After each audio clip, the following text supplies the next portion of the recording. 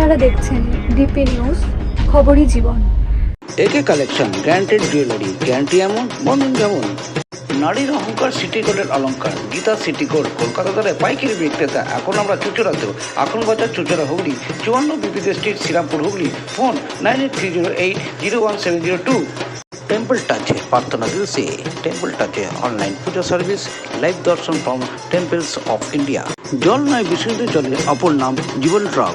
জীবন drop packeting drinking water. ঠিকানা 26 Pir Mukherjee street, Chatra, Serampore. Phone 8090301070।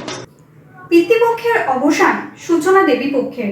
আজ মহালয়া, তাই সকাল থেকে পিতৃপুরুষের স্মৃতির উদ্দেশ্যে তর্পণের জন্য গঙ্গার ঘাটগুলিতে যেমন ভিড় মানুষের, একইভাবে পুজোর ব্যস্ততায় সারা বাংলা।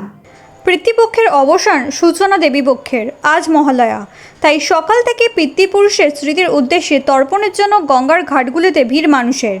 শ্রীরামপুর রায়ঘাটে সকাল থেকেই ভিড় তর্পণ করতে আসা মানুষের। পুরোহিত জানান, মন্ত্র উচ্চারণের মাধ্যমে পিতৃপুরুষের স্মৃতির উদ্দেশ্যে যেমন এই তর্পণ করানো হচ্ছে, একই সাথে গঙ্গার উদ্দেশ্যে পুজো করানো হচ্ছে। তর্পণ করতে আসা স্থানীয়দের দাবি, পিতৃপুরুষকে প্রার্থনা জানিয়ে তারা চান সকলে ভালো থাকুক, সার্বিক পরিস্থিতি স্বাভাবিক হোক। আমরা তর্পণ করাতে এসেছি আজকে শ্রীরামপুরের পৌরহিত্য কল্যাণ সমিতির সব উদ্যোগে।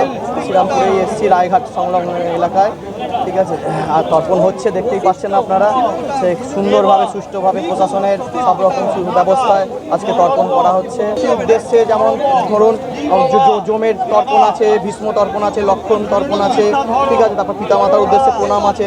যেমন আপনারা শুনেই থাকবেন, পিতার প্রণাম মন্ত্র হচ্ছে পিতা শরদ পিতা ধর্ম, পিতা হি পরমং তপ, পিতরি পিতিমা পণ্যে প্রিয়ন্তে সর্বদেবতা।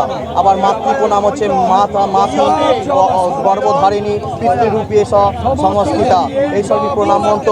তারপর আমাদের গঙ্গা দেবী রয়েছে, নম সদ্য পাতক সংহন্তি, সদ্য দুঃখ বিনাশিনী, সুখদা মোক্ষদা গঙ্গা, গঙ্গৈব পরমাগতি।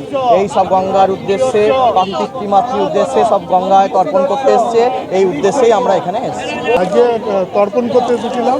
সারা বছর এই দিনটার জন্য আমরা উপেক্ষা করে থাকি যে মাতৃ আর পিতৃদেবকে নির্জলে আমরা তাকে তর্পণ করি। বললাম যে সব সুস্থ কামনা করুক, যেভাবে চারিদিকে যা হয়ে আসছে সেটা যেন সুস্থভাবে করুক, অপপ্রচারটা বন্ধ হয়ে সবাইকে শুভ সম্পন্ন বুদ্ধি দিয়ে ঠিক দিগদর্শনটা করে সঠিক বিচার পায়, এটাই আমরা চাই।